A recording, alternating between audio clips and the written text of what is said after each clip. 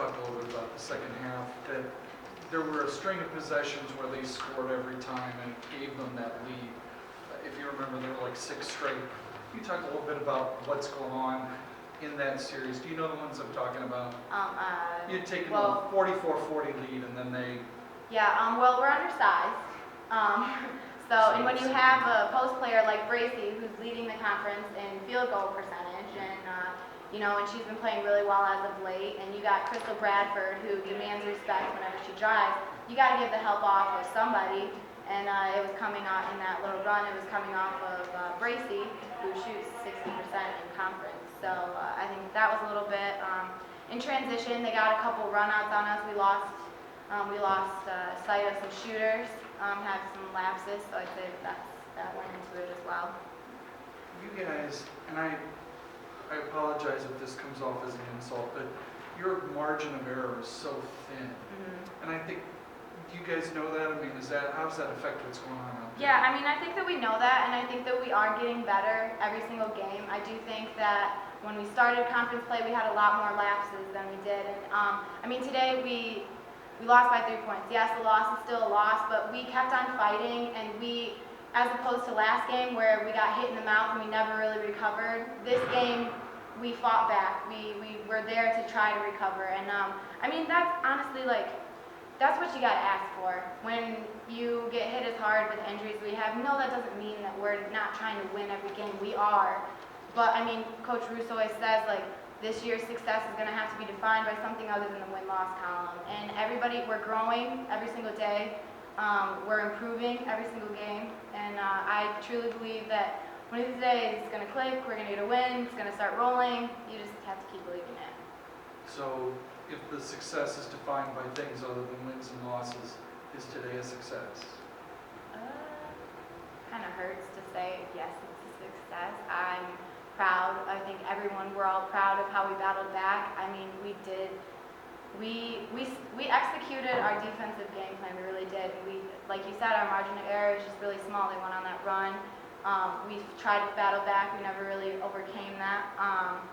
But I think that we got contributions from a lot of people. A lot of people stepped up, played older than they were. I mean, I'd have to say today was a success because we fought. Seemed like you guys didn't get to the free throw line as much as you like to. We all know that's a big part of your game. Deb, what was the difference? Well, they were in a zone, and we were doing a lot of offenses, like passing on the perimeter. And Central's a very long team, very active hands. A lot of times I feel like we would go into the paint. I mean, they're bigger than us. We would try to draw foul and just get blocked type thing. So I think that they were in a zone, so we weren't penetrating it as well. Whereas typically teams play us man, and so we can get lane line penetrations. So did you adjust the offense to when they were blocking those shots in the first half to do something different? I think that we all just we talked about kickouts are going to be there, counter moves, shot fakes, that type of thing.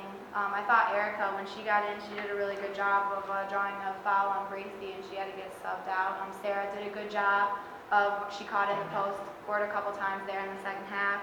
But I mean, we just kind of said if you got 3 people around you and they're trees, you got to look for the kick out type thing. And I think our post did a great job of knowing when to attack them and knowing when to kick out. What does it take, for you older players to kind of get into the heads of younger players that the grind of the season that's been? I think that it's encouraging. Everybody's a little bit different, but encouraging them, and every day, Mira and I knowing, okay, we got to come in and we got to fight. We got to show them that you don't let up. Practices have to be just as hard as games.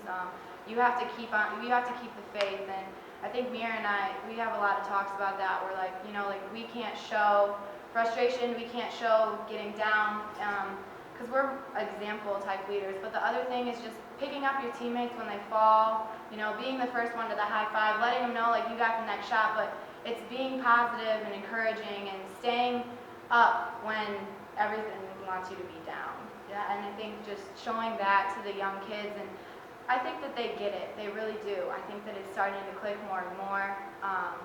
just how long the season is, and especially this season, how much of a grind it is. But I mean, we're battling. That's all you can ask for. It seemed like you guys got some more open shots in the second half, especially to start with a couple threes. Was there anything you looked at specifically at halftime?